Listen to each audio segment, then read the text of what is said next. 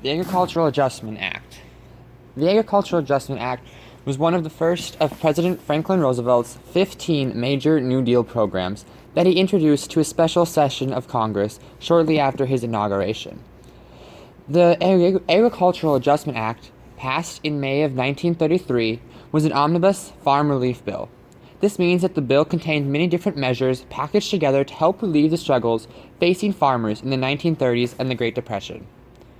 The Agricultural Adjustment Act created the Agricultural Adjustment Administration and placed the administration under control of Secretary of Agriculture Henry Wallace. The goal of the administration was to create a plan to pay farmers money for not growing certain crops.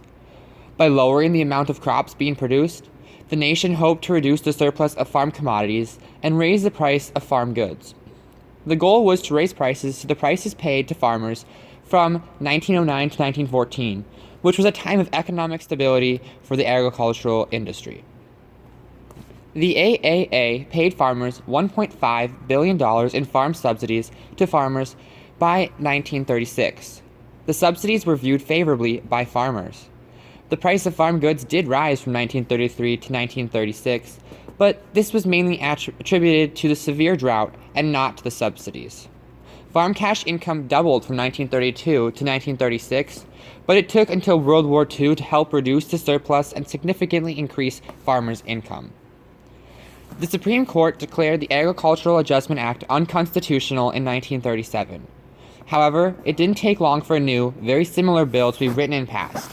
The AAA was the basis for all farm programs in the 20th century.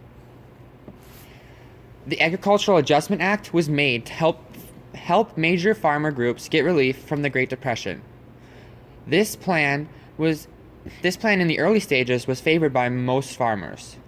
The benefit payments totaled out to $1.5 billion, but like I said before, it was declared unconstitutional in 1936. Problems with this bill were that not every farmer benefited because this bill only benefited 7 of the hundreds of thousands of crops that can be grown around the world. It also did not benefit any livestock owners. Today, there is no Agricultural Adjustment Administration. In 1938, it was supplemented by another Agricultural Adjustment Act. In 1945, the Production and Marketing Administration of the U.S. Department of Agriculture took charge of the Agricultural Adjustment Administration. That same year, it was replaced by the Agricultural Stabilization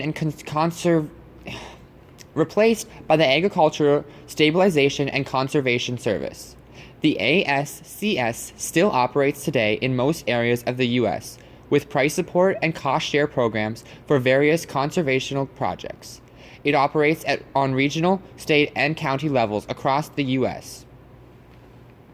Thank you for your time, and God bless.